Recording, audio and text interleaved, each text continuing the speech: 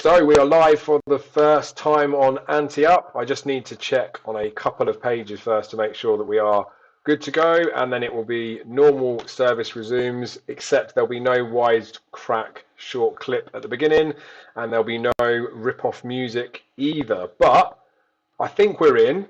So we'll start acting like we are. I'm just going to quickly check on my phone on the side to check on Facebook, make sure it's there. But Matt, do you want to kick us off with telling us how are you feeling? And I see your hair got cut a little bit. Was that halfway through the monkfish race? Did you start to trim it a little bit in a bit of anticipation of him getting beat? No, mate, it needed cutting anyway, but he was never in doubt, Monkfish, was he? He would have got the full scalp treatment if he'd have got beat, mate. Don't you worry. I'd have been looking like your twin if he'd have got beat. But no, I'm happy with it as it is. I'll do, mate. So we have obviously touched on Monkfish, mentioning a runner that ran over the weekend. Dublin Race Festival was insane, weren't it? What we'll do with the normal format is I waffle for a random amount of time, talk about random stuff, and then we tend to look at a review of what's happened. Then we'll talk about our selections, and then, in between that as well, we might even talk about stuff that's come this weekend. So it's actually quite a nice sandwich this time. Dublin Race Festival's just gone. Fingers crossed we've got Newbury Super Saturday this weekend, and there's a few other interesting races as well. So there's one other thing we do need to do this week. It's the competition winner, Matt. We'll get a bit excited. I am excited. I can't win, can I? So I'm not as excited as someone who can win, but yeah. Correct. You can't win because you can't win because you didn't even actually enter. Someone that did enter though was a Grade 2 bumper winner on Sunday. Jodie Townend has entered. So I apologise in advance for fixing the draw that Jodie Townend is going to win. Unreal. The thing is, she entered before she won on that little bumper thing. And I'm not saying it's because she entered the competition that she won that race, but 100% strike rate since she entered Ante-Up competitions. Hopefully, now the competition screen is up on for everyone to see. So it's an Excel spreadsheet that I've done. It's got a list of all the entrants in there. Quite a few people try and enter multiple times, so good effort, but I'm removing duplicates. And then what I'm going to do is just quickly randomly pick someone. The winner of that just needs to send me a message. I'll dig through the comments and find out who they were, if I don't hear anything in a couple of days. And then you can let me know what you want, jumper, t-shirt, what silks you want. I'll get them sent out. And we'll go from there. So, I mean, it's Excel, and I'm a dweeb for it, but I'm type the formula in to do it. So basically, this is going to pick a random number, and it's going to pick it from the array of entries. So the row number is going to be random between, and then the number of entries. So there was 81 that it got filtered down to, with dodgy people entering multiple times and dodgy people not following all the rules. When I press enter, hopefully it's going to pick up the name of someone. It's going to tell us whether they're on Facebook or Twitter. That lucky person has won some jockey silks of their choice in the form of a t-shirt or a jumper. Boom! Facebook. Jake Taylor, you have won the Racing Tees silky t-shirt e-jumper thing. Alan's obviously got that website where you can go on there and peruse. If you didn't win, you wanted to go and pick something. I'll see if I can blag a discount code for people at some point as well. And obviously it's getting near Cheltenham anyway, so maybe I'll be generous and do some more competitions nearer the time. But thank everyone for entering that. And without further ado, we'll resume normal service and start chatting about ponies. So Matt, Dublin Racing Festival. Monkfish was obviously the one that we've already previously mentioned, but we need to talk about him in more depth. What I think we should do for this time, because the racing was just so good, and it is snobbish of me, but I don't think there's anything else to talk about other than the stuff that happened at Leopardstown. I say we do some sort of like draft system, round robinish, where we take it in turns to pick what we would class as the best performance of the weekend until we whittle our way down to the worst performance of the Grade 1s. But let's be honest, even the worst performance of the Grade 1s this weekend was better than most things we've seen this season. So you can go first. Age before beauty. I'm definitely putting Monkfish top of the list, Dave. Absolutely nailed on now. I cannot see anything getting near him. Just absolutely brilliant, foot perfect. People were worried about the slightly shorter trip, but showed a good turn of foot. I just can't see him beat. I honestly can't see him beating the RSA Festival Chase. He's definitely top of the list for me, Dave. Monkfish, absolutely perfect. Saved my shaved head as well. So double whammy. So of all the Grade 1s, I mean, you said it now, he was your most impressive winner of the whole weekend. I think so, yeah. Yeah. He was like literally perfection. I've touched on it on a couple of occasions where when he ran the last time against Latest Exhibition, when he was being like hassled, I suppose, for the lead, he didn't. I don't think he jumped like fantastic. He got away with it, and he jumped. He did jump nice. Like it wouldn't be anything that would particularly worry me.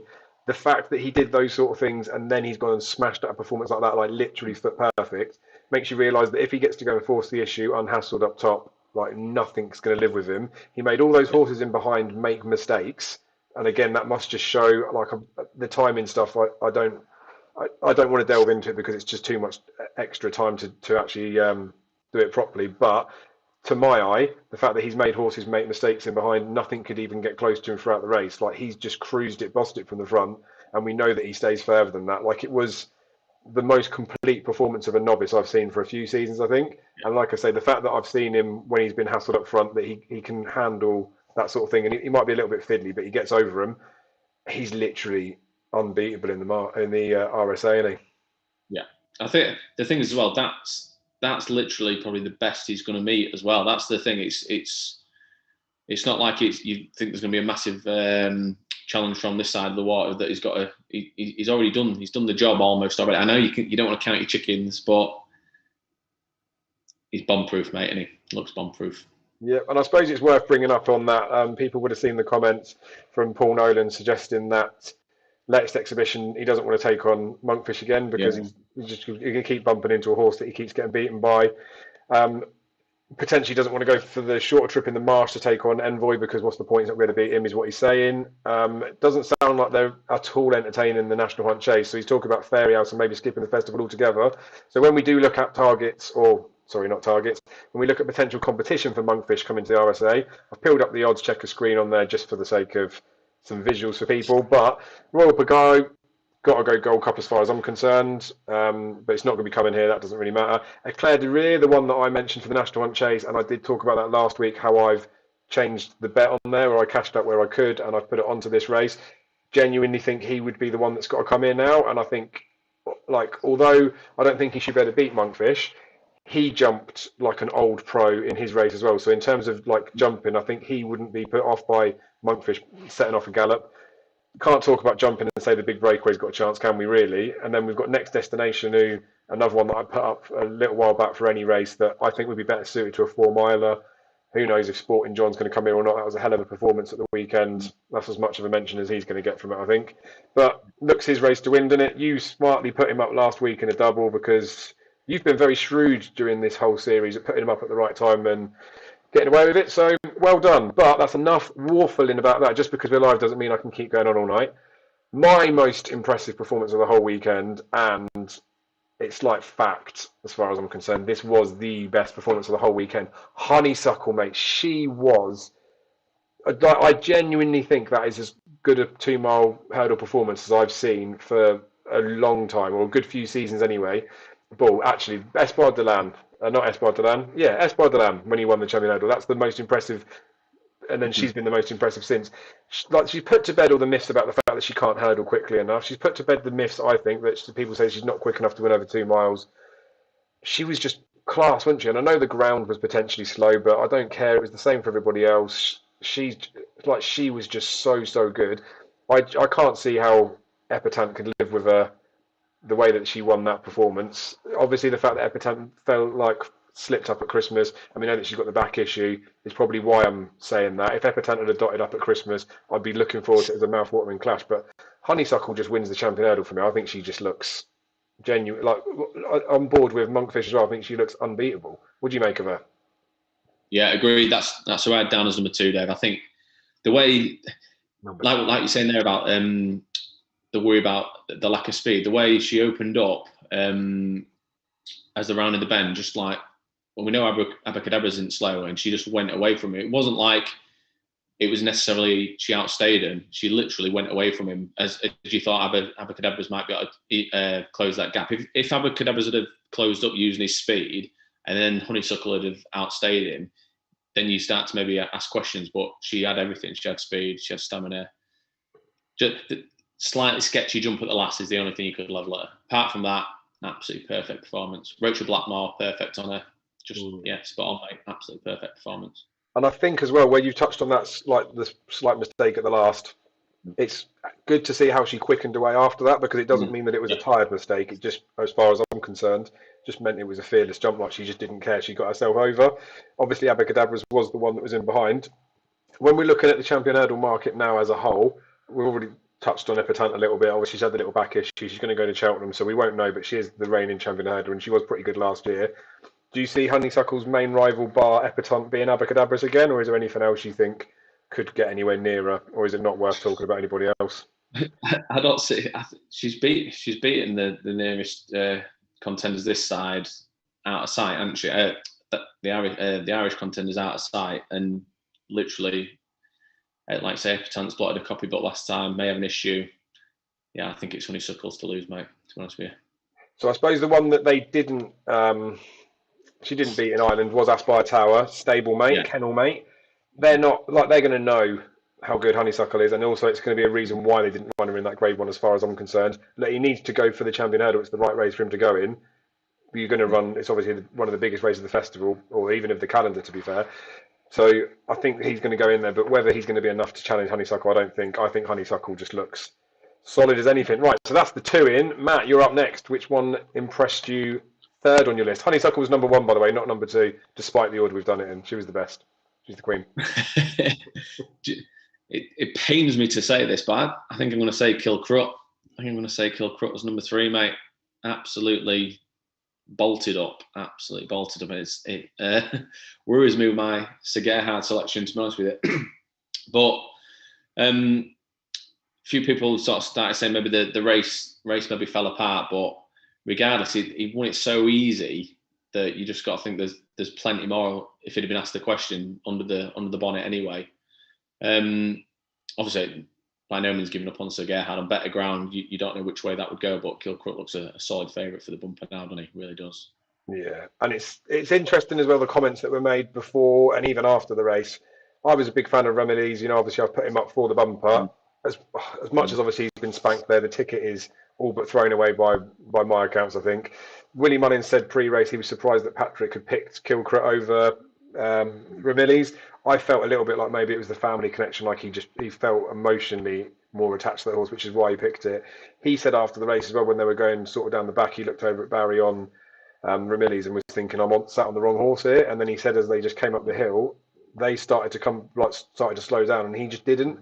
So that relentless galloping nature that he's got, it's going to suit him down to the ground when it comes to Cheltenham. And he, I know Sir Gerhard's obviously good, but you don't see horses winning bumpers like that. And I don't care what anyone says about you can downplay it when a horse wins that convincingly, because they shouldn't, no horse should be able to do it. There must be excuses for everything else. But there was 10 winners in that bumper.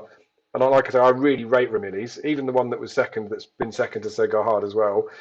He just battered him, didn't he? And I know people will also say we don't know how much more he had under the bonnet, whether Patrick would have asked more out of him.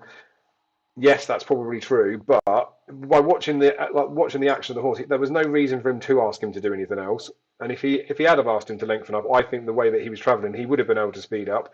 But what would it have looked like to us? Because he went clear, not being ridden. If he'd have ridden him and gone clear like that, would it have all of a sudden made it more impressive just because Patrick was working on him? Or does he need to travel 5 times as fast in the finish? I don't know what he could have done more.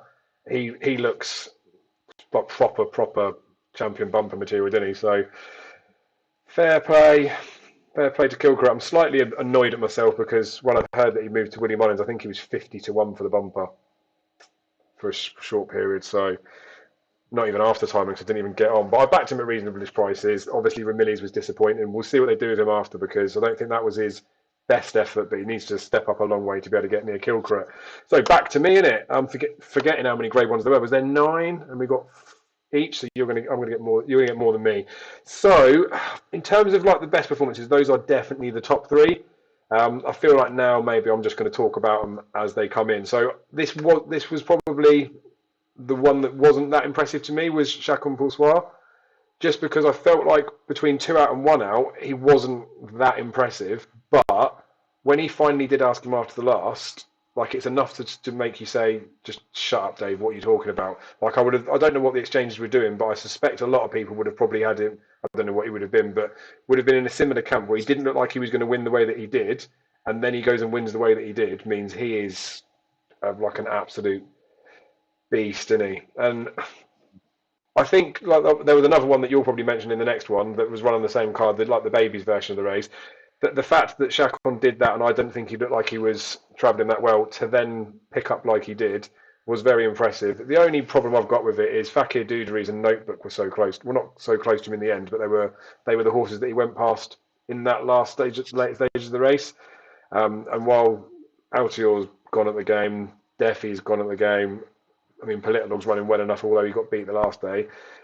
He is going to be facing better horses than Notebook and Fakir Dudary with respect when it comes to Cheltenham at March. It's just not a vintage year, is it? I just think he's going to probably do enough. And like he does look like he is the champion chase winner. There's just still something about him with me that I just wonder if he is as much of an aeroplane as everyone else says. But to caveat that, Paul Townend did say after to Willie Mullins, didn't he, that he was just fast asleep underneath him, which is he was never worried, and maybe it was a bit of an arrogant ride from Paul Townend. What did you make of it? Because I'm sure you were more full of praise. That's exactly what I was going to say. I just thought Paul Townend was that confident that he had so much horse underneath him that he didn't need to pull the trigger too early. Travelled up on him at coming to the last, and then just went away with ease. I think he'll bolt up in the champion chase. Can't see anything getting near him now. Absolutely, yeah. I think he's another one who's rock solid. Yeah, and he is. And like I say, it went from probably in a matter of strides, me thinking this horse is beatable in a champion chase, like I was expecting it to be a ridden out finish, and he was going to go and maybe put away by a couple in the end, to him jumping the last go and clearing, me thinking, wow. And for a horse to do that sort of thing, to look like them in maybe, he didn't really look like he was in trouble, but like I say, because I was having those doubts, for him to put them to bed within a matter of strides, just shows that he is an absolute weapon, isn't he? So fair play to him. Yeah. Right, next up for you, is it the baby race? Yeah, Nergamine was really, really good, wasn't he? Really, really good.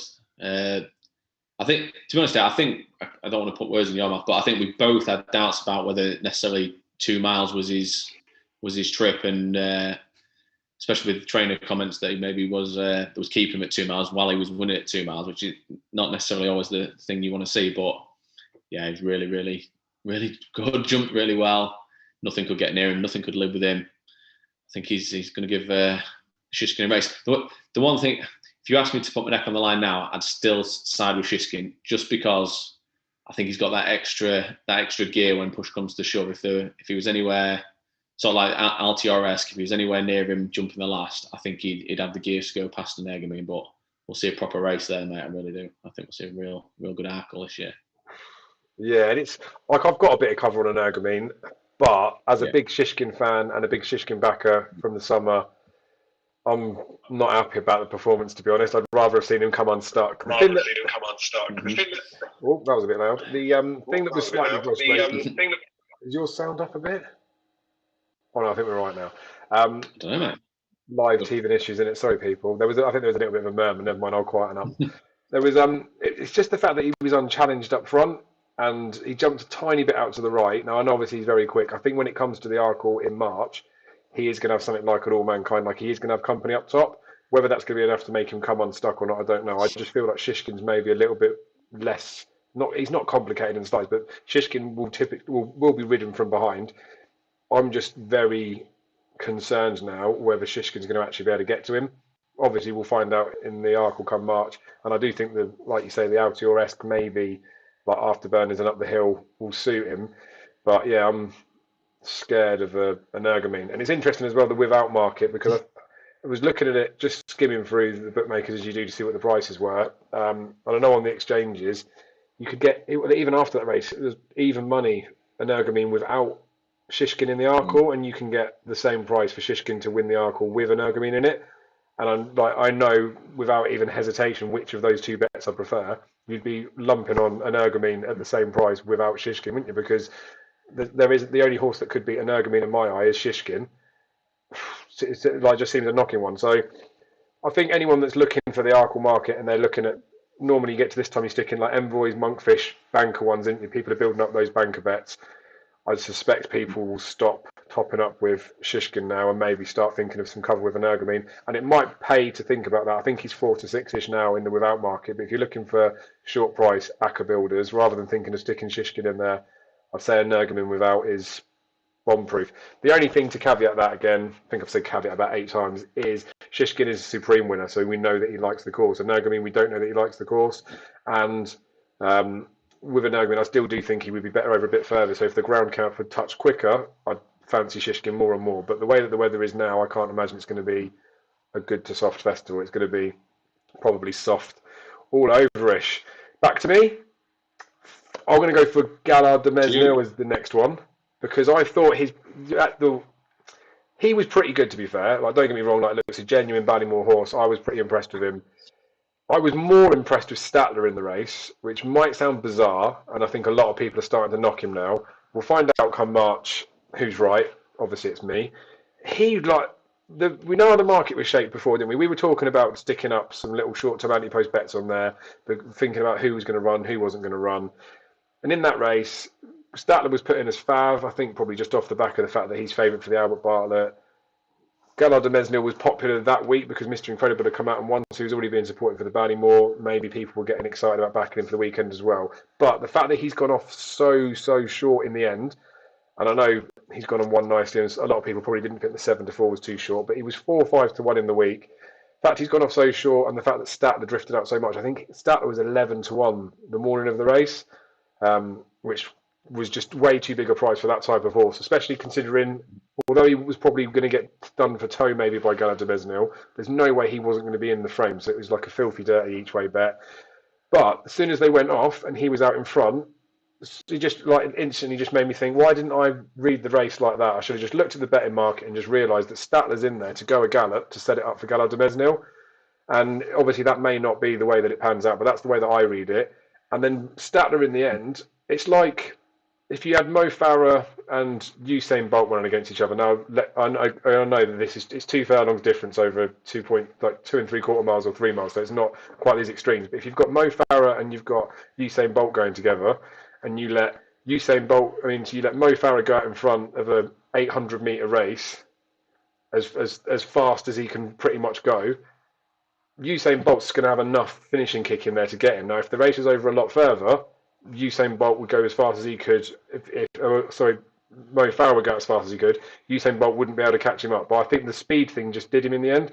And for Statler, when he comes to the Albert Bartlett, he's not going to have to make the pace, I don't think. And if he does, it's going to be a slower pace. So he will see out the trip. So anyone thinking that he's a non-stayer after that performance, I think they just got it markedly wrong. But again, we will find out come March. It's all about opinions.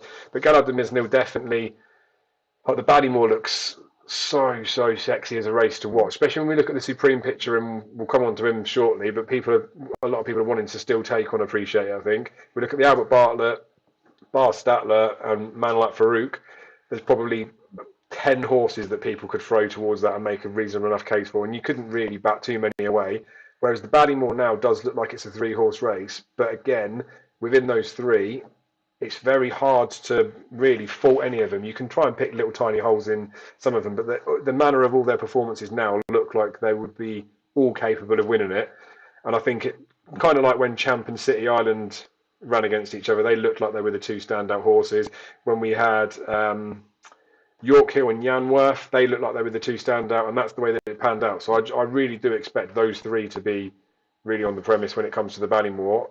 If you had to ask me which of those 3 I'd fancy most right now, I don't really know. After that race, I would have said Gallardo Mesnil, but I think as it settled in a little bit and I've watched it back, I think it was very good, but I wouldn't favour him over the other 2, although the market has put him in as fav, haven't they? What did you make of it? Because I've said far too much. Now that's sort of how I feel. When I've let the dust settle, and you look at the horses beaten, obviously the good horses, but the stayers, aren't there? So there's nothing that's got near to the front that's got the turn of foot that a 2.5 miler might have. Fakira's stayed on into 4th. Statler's obviously going to be an Albert Bartlett horse. So I think whilst it was a really good performance, his turn of foot's won in the race, and he's going to be up against quicker horses. I think Bob Olinger, for example, could have done what he's done there. I think Brave Man's Game could have done what he's done there. So I think, like you said, the 3 at the top of the market are really difficult to split.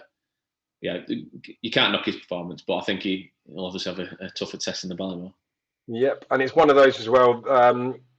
Of the 3 of them, you put up Bob Olinger on this show. I think Dave Jennings stuck up Brave Man's Game a while back, and Gavin Lynch put up Gallardo nil. We talked about it a couple of weeks ago, didn't we? Where I was just saying to you, what the hell am I supposed to look at in the Ballymore if I'm going to put a tip up to people, because the race looked sewn up by those three anyway, and the fact that he's now come out and not been beaten, it's not as if it blows the race open for a different horse that won that race. I know people were impressed with Gentleman's Game. Mouse Morris's comments after are saying if he comes to Cheltenham, he'd be more likely for a Ballymore, but he's probably not going to come to Cheltenham. So there's not really anything in that race that's going to be going Ballymore to throw in a curveball. So we'll let you move on to one of the final performances. I suppose it's going to be Appreciated next. He was good. I didn't think he was as good as he was at Christmas. I thought Ballyadam was going to come get him for a split second. I was much more pleased with Ballyadam's performance this time than I was at Christmas. Obviously, having put him up on better ground, I think he could get nearer. Appreciate it's probably short enough now, but he just keeps winning. It looks a weak enough Supreme, and in a normal year, you maybe be looking to take him on with something, but I don't know. It's Ballyadam. I think Ballyadam, can get closer on better ground. But bar him, there's not a lot. We're going to see Metier, aren't we, at the weekend? See what he can do, but he won't be for me at this stage. I don't know. It's more that Appreciate keeps doing what he needs to do more than he's blowing me away at the minute, to be honest with you, Dave. I think that's fair. Meteo, just before we say any more about him, because I don't want to say too much about him, if he does run this weekend, Harry Fry is in absolutely shocking form at the moment. So that'll be a massive lingering worry for me. But he's obviously got time to turn that form around. I'd just take his performance maybe on Saturday with like a bit more of a pinch of salt. Like if he was to get beat, I'd expect that there could be more from him. But I don't know whether he's good enough. I personally thought Appreciate It ran quite well, to be fair. I thought he was quite prominent early in the race and he was being jostled even by stablemates that were up there. I was just thinking it doesn't look ideal the way that this race is being run for him at the moment. Like I would rather he either slotted in behind the leaders, or whether he'd, like what they did with Monkfish and Energumene, whether he'd like tried to go on a little bit. And I wonder why Paul Townend didn't really go on with him, to be honest. That said, when Ballyadam came around the corner, I think I messaged you in the WhatsApp group. I said he's cruising, didn't I? And then the angle's like semi-deceptive at Leopardstown, but it definitely looked like Ballyadam almost like approached his hind quarters, I suspect. And he didn't jump the last very well, which wouldn't have helped him. But like it's almost like Appreciate It did find a little bit of an extra kick. Now you're right, Ballyadam will be better on better ground. We don't like Appreciate It's obviously run round Cheltenham. I know there's a lot of people that are not that I don't think that the track particularly suits him, but like it wouldn't concern me enough to be thinking that Appreciate's not the right favourite for the race. The way that I see it now, I genuinely just think the only two horses that could win the Supreme is Appreciate or Ballyadam. So, yeah, agreed. And that'll be music to loads of people's ears out there, apart from the people like me that have backed Appreciate It for further distance races. There'll be quite a few people that are on Ballyadam for the beginning of the summer. It makes me feel a little bit sad. This is the only time I'm going to mention it for the rest of the year, that Fernie Hollow got that injury, because looking how weak the division is now, he'd be absolutely hammering these horses. But can't do much about that. He is not racing the rest of the season. Of the two that are left, I'll let you talk about the really, really babyish one, because I know you put him up. Kenboy, for me, again, Willie Munning's comments, Paul Townend jumped off him, didn't he? Because they didn't think the ground was going to suit him. I think it's more his style of riding. Like, you just got to let him be aggressive out front. He made so many mistakes as well. I was thinking there's no way he can win the race. The fact that the Storyteller finished up so close as well, I would say that it was like really, really weak form in terms of looking forward for any of the spring festivals.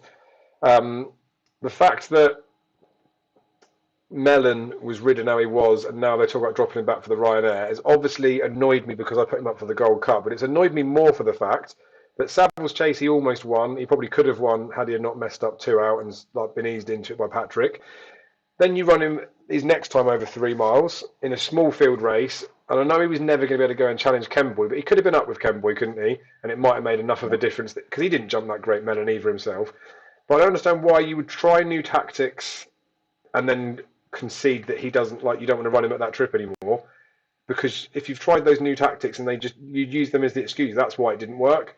So I'm frustrated that if they were going to base the decision on where he finished there for where they were going to run him at Cheltenham, why would you not give him his best chance of finishing as far up the field as he could? But who knows? So we'll see what they do with him. The talk of him going to the Ryanair as well, coupled with the fact that Min pulled up, which I thought was exactly the right thing. He made a bad mistake, never going to beat Chacon, so just pull him up. There'll be plenty of, I mean, I haven't seen comments that are running now, but as soon as I mention that, there'll be comments coming up now about horses putting up before the Ryanair got a terrible record. Alberta's run pulled up and went in there. Like, this is a slightly different scenario. Just depends whether he is fully sound after it. But I didn't think he was pulled up because he was injured. I think he was pulled up because he lost his chance. But yeah, Mellon going back over that trip. Who else was in there? Menelarindo didn't really look like he particularly stayed either. And if we're knocking the other ones, and then Delta Works back there as well. But like Delta Works, Mellon and Menelarindo sort of finished together, didn't they? Delta Works and Menelarindo stayed well enough to stay as far as they did in the RSA. It does just make you question Champ slightly on a weird side thought, because if Menelarindo doesn't stay and Alaho doesn't stay, Champ stayed and picked those horses up. Like, was it that Champ was staying on like a beast, or was it the fact that he picked up a couple of non-stayers? Just a worth mention. I think it's been bandied about on Twitter by a few people as well. What do you make of the race? Do you reckon Ken Boy's going to go and win the Gold Cup now, or do you trust what Willie Mullins sussily hinted at and think that he could be a lively curveball? Yeah, that's what I was going to leave with there. Willie Mullins has sort of muted the stayers, hasn't he? Which would be interesting. That'd be really interesting. But surely that just tells you that there's no Gold Cup winner in that race that we saw at the weekend. If the winner is the trainer's tempted to put him back over hurdles and go for the stayers, then yeah, and I agree with you, Dave. Maybe the RSA isn't quite the race we thought it was going to be. We thought that it was going to be a really good Gold Cup with the horses coming through from the novices last year, and it's just turned out that Albion was just going to bolt up again and make it the hat trick. But yeah, that's what Menelarindo was the last one I was worried about. He wasn't one that I'd taken to that much, but plenty of people were keen on him, weren't they? And he was the one who I was worried about. And he's just not performed again, has he? He was always priced up to me like he'd already got to that next level, and he hadn't shown it to me, and he still hasn't shown it. So yeah, I just don't think there's anything to challenge in the Gold Cup in that race, Dave, to be honest with you.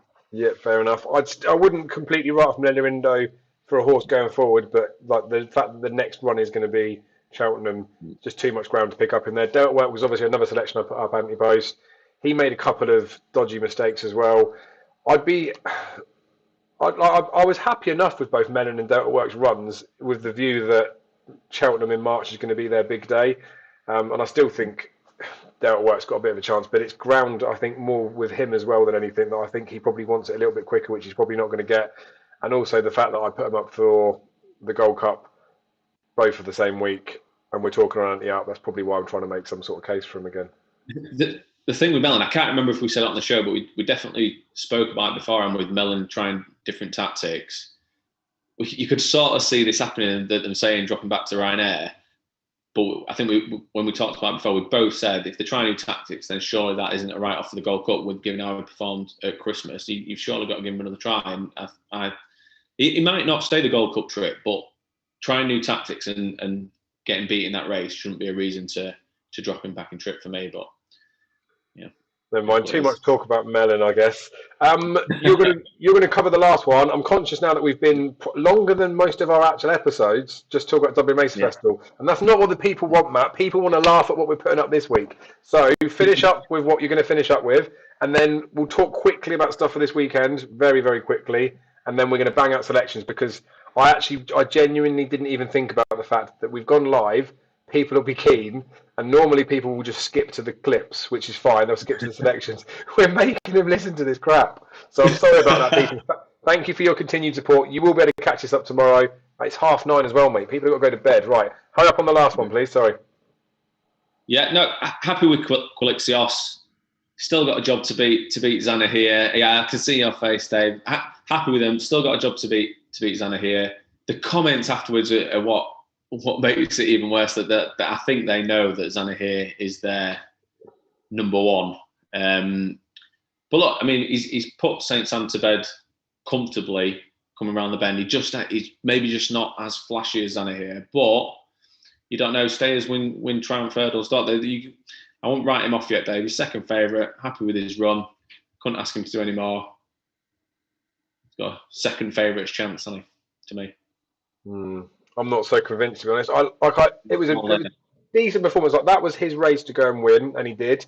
He's had lots of running, and he won as far back as March already over in France. So I whittle about this all the time, but especially when they're youngsters in the National Hunt game, when they're that much further forward, whether it be flat experience like something like a Meteor, whether it is French experience that's coming over there, they're entitled to be a bit further than some of the horses.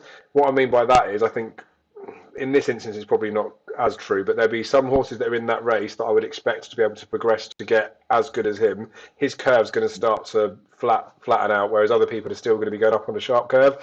He's not going to win the Triumph, and I know crop this, clip this, and play it when he wins the Triumph, but this is a nice race towards it. This is a good pointer, but we've seen it before when Mr. Adjudicator beat Far Class. I know that's a completely different type of race, but the horse that goes and wins this doesn't always go on to win at Cheltenham. It'll run well, but there'll be something that will beat it.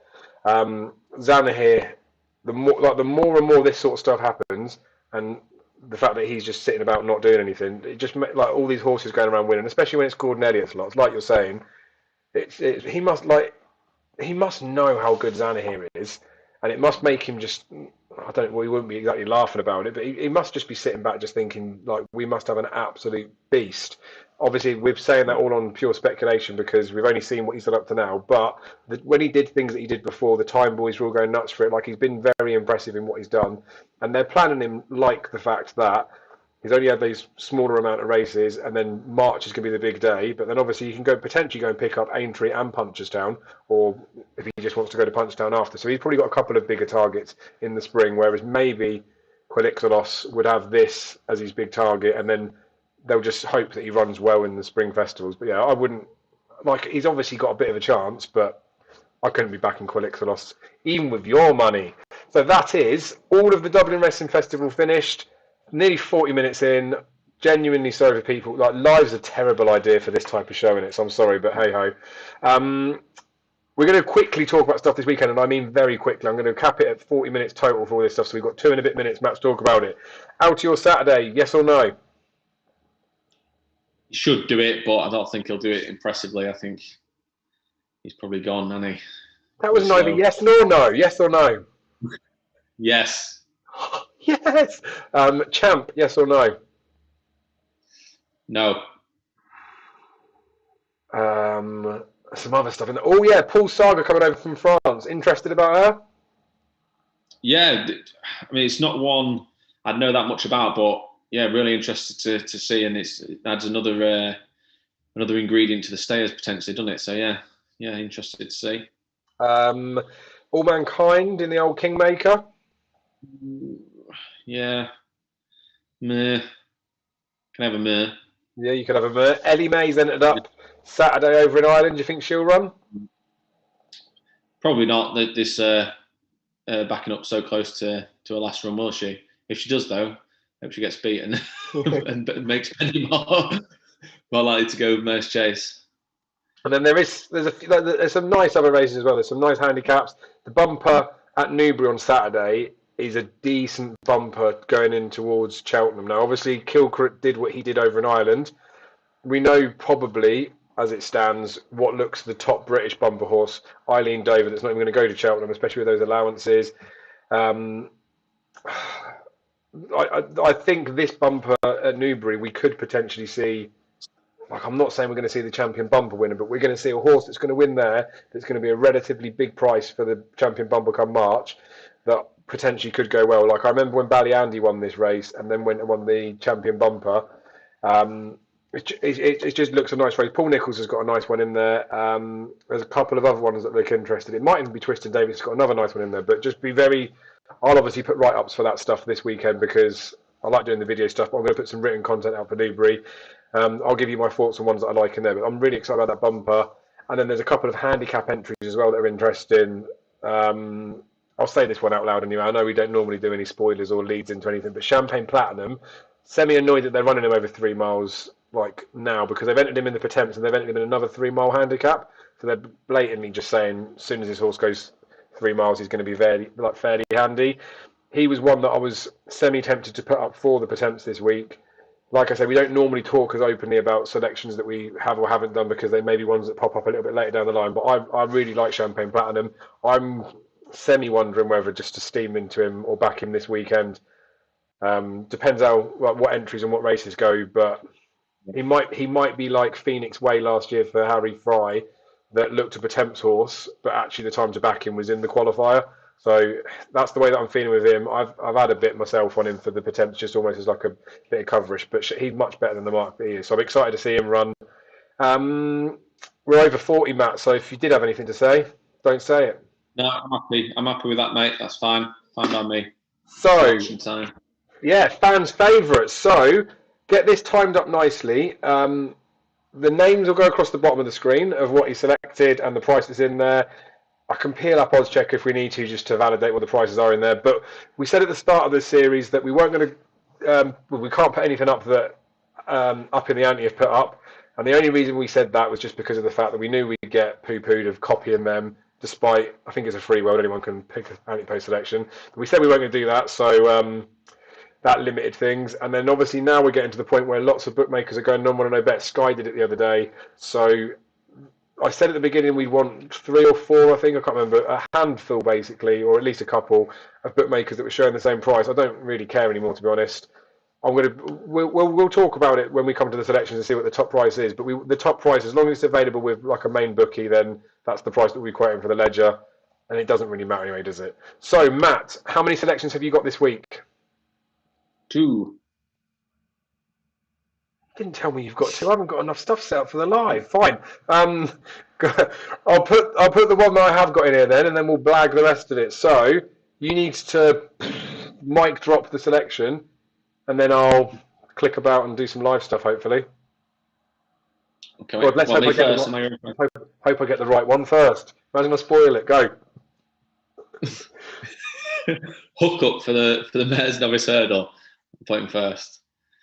I do you want the other one first? I don't know which one it is. Yes, got the right one. Yes, hook up for the Mares Novice Hurdle. Right. Sell it to me, boy. Well, I'm just going to start by saying, frustratingly, she was still 20-1 yesterday, maybe even this morning when I did all my notes on her and watched the races back. But I still think 20-1's a decent price. I mean, she finished well beaten in the Triumph last year, but she'd only had one run for Willie Mullins prior to that, and I think comments afterwards that she wasn't righting herself around that time. So I put a line through that straight away. She then began this season with an easy win in a maiden hurdle over 2 miles at Fairyhouse without coming off the bridle. And the second was Gaza. So I think I think quite a bit of it was going on to win a maiden hurdle over 2 mile forcing. So that looked a decent performance. She then went on to finish second behind Royal Kilharla at Fairyhouse in January. But that was over 2 mile 3 on heavy ground. And I just think that might have blunted her speed somewhat. And she jumped 2 out, travelling like the winner, to be honest with you, Dave. And then she crashed through the last, and she was ultimately beaten quite comfortably by Royal Kilharla. But like I said, I don't think that would have suited her. The extra trip and the ground just wouldn't have suited her. But then at the weekend, in the Chanel Farmer Novice Hurdle, I thought she was running an absolute cracker to finish 4th behind the market principles for the Supreme. And when I watched it back yesterday, she broke into a lovely spot tucked against the rail as they went off, but she jumped the first really poorly and shuffled right to the back of the pack in the last pair, and she sort of remained there all the way around until she's making easy headway coming to 2 out, where she's maybe 5 or 6 lengths off the front, and she sort of finished. She's ended up finishing 7.5 lengths behind Appreciate in the end. So she's literally stayed on and not really Appreciate and Ballet that haven't got away from it. So I just think if she could be, if she hadn't made that mistake at the first and she'd been ridden more prominently, which I don't think is an issue to her, because I think she can really travel. I don't think she's slow at all. I just think she could have got a lot closer, and that would have looked an even better performance. The they've got history with this. Connection got history with Let's Dance, ran in a Triumph, didn't she? And then went on to win the Mares Novice Hurdle the next year. And we know Willie Mullins just mops up the Mares races, doesn't he? So I think she's got more to come there. Hook up, and I just think she's a real decent bet. Still, even at 12-1, I think she's still a decent bet, Dave, to be honest with you, especially with the market principles. Form getting a bit muddled. Yesterday, Monday, yeah, Monday. So yeah, I think 12-1, Dave. She's a decent bet in the Mares Novice Hurdle. Fine. So I've pulled up odds checker just so that people can see 12-1 in a few places. It's in there. Like you mentioned, that Solarina Mares Novice Hurdle. I had Gallardo, didn't I? I've put up. She was like not all's lost with her, but it's just the vibe from the yard. How much they're like sort of talking her down a little bit. But I still think she's got a chance. Again, we don't usually talk about other stuff that's in the race as well, but for the fact that we're live and there's only a few weeks left, we'll just mention, we can see on the odds checker there that the Glancing Queen, she's entered up to run at Newbury this weekend. She's obviously got champion bumper form from previous, so like just for the fact that it's on the screen, the 14s with Bet365, which is cash outable, the Glancing Queen's going to be very well fancied and well backed over the next few days and weeks, I suspect. So if you want to add dirty slips, then do it. But that's not going down as an official selection. I'm just saying that for the sake of it. Hookup's one of those weird ones, mate, isn't it? Because I said about it before that she was entitled to win her first race the way that she did because she is that second season novice. The run in that Chanel Farmer, like she did, like catch the eye.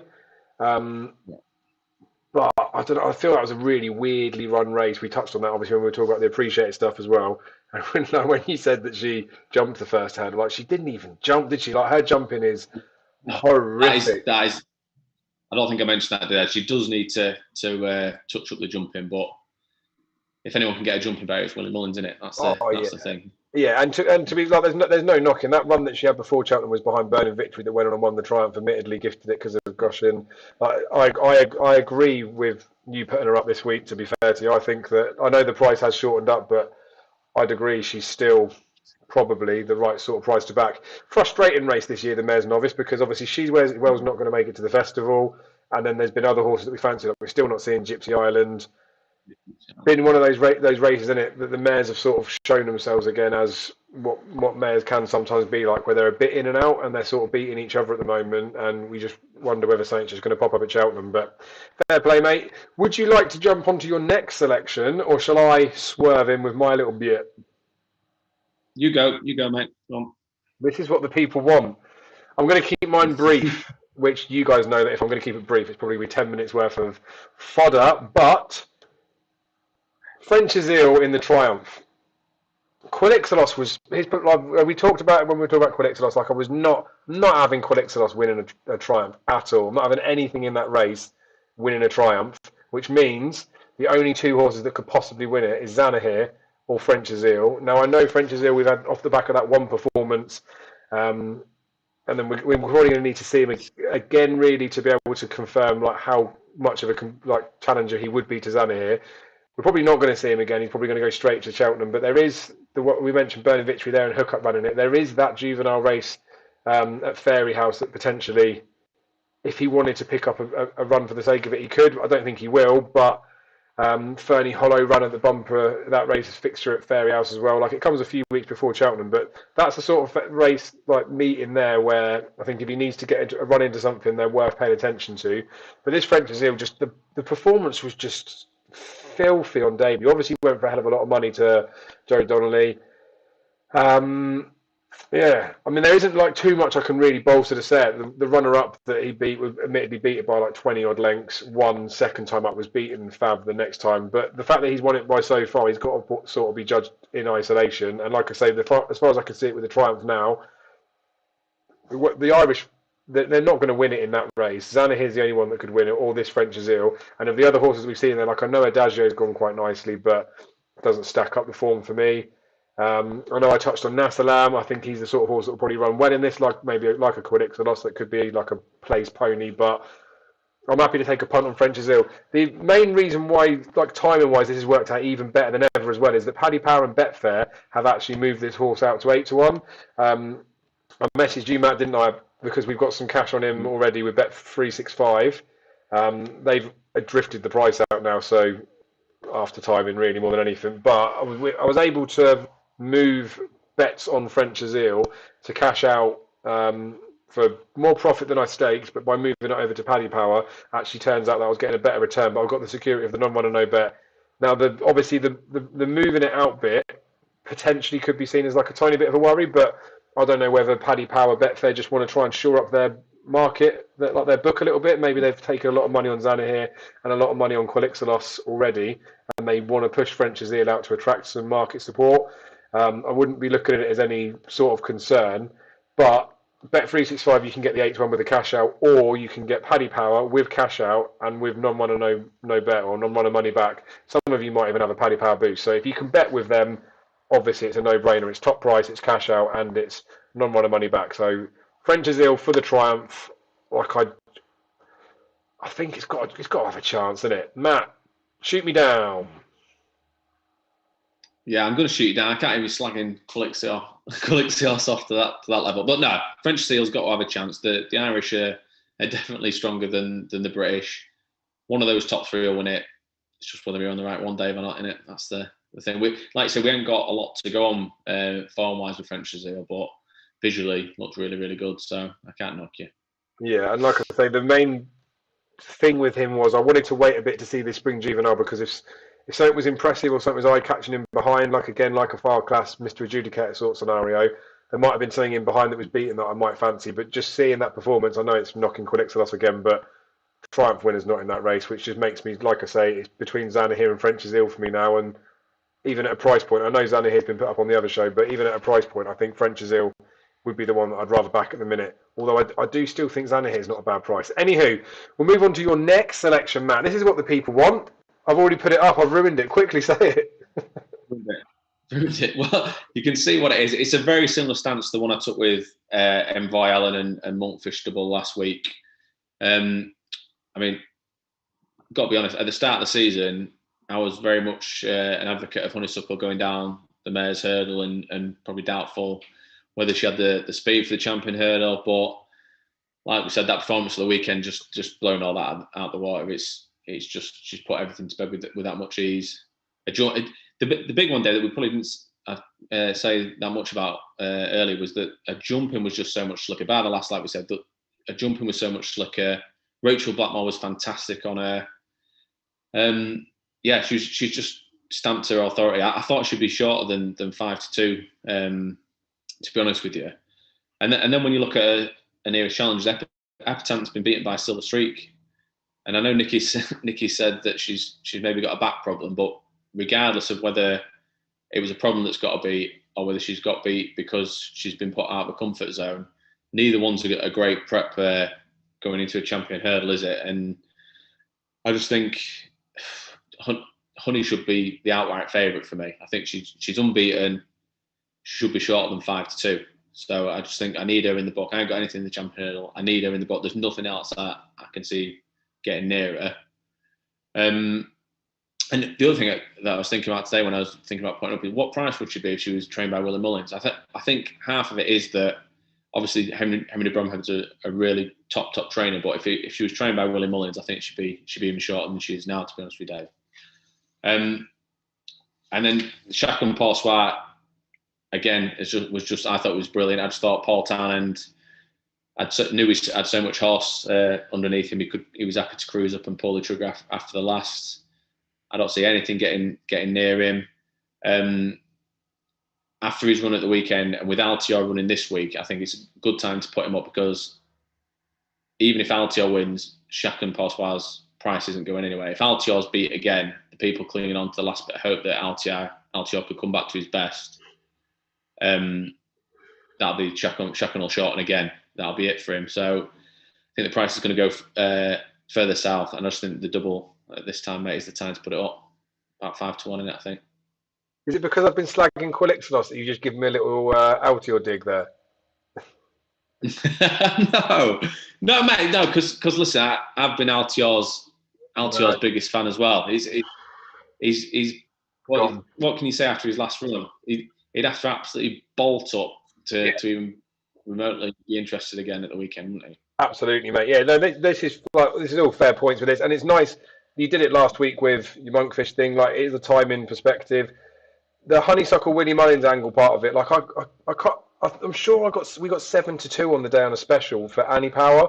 Now that's the thing, we're getting to that time of year now where there are a few specials that are dotted about. Corals are doing something at the moment in the build up to Cheltenham, where they're highlighting horses that are running at that weekend and they're boosting some of them, so you can actually get 3-1 honeysuckle. It's non-running money back with Coral, and it's best odds guaranteed, and it's fail to finish guarantee as well, and you can put it into multiples. So the price that we're showing on the screen here from Odds Checker is the top price that's available, which is why I've put it in as fives. You can see there that it's slightly bigger with Bet365, and then with William Hill you can get it in there, but because it's a little bit lower with some of the other bookies, I've just taken half a point off of Matt for the sake of it. But I wonder if you can get on with Coral, maybe look at adding honey in there. And also, if you were looking for your own sort of multiples, and like us, you agree that honeysuckle looks almost bankerish in a champion hurdle. She's 3-1 with Coral, non-runner money back, best odds guaranteed, fail to finish promise, and you can put it into multiples. So if you want to get her in a few doubles, trebles over the weekend, or well before the weekend, they might take it off. Just a heads up on that, because obviously, can't remember the name of the group, but Ladbroke Coral isn't displayed on Odds Checker anymore, which is why we weren't quoting their prices for the previous part of the series. So I think that pretty much wraps it up. I know we've warbled for quite a while. I mean, I know I've warbled for quite a while. Like I say, this is a slightly different type of show to do live, isn't it? Because most of you want us just to cut to the chase. So if it pans out that you guys would rather we just recorded the video and put it up, then we can do that. It takes me a lot longer to do it because we'll spend the hour talking horses. It will take me a bit of time to edit it, and then it'll take a few hours to upload, and it's failed quite a lot of times the last few weeks. So probably just going to do it live anyway. But if enough of you say that you'd rather we didn't do it like this, we just put it up, then I'm happy to at least toy with the opinion. So congratulations to the winner of the hoodie t-shirt scenario. I'll definitely do some more comps as things start ramping up.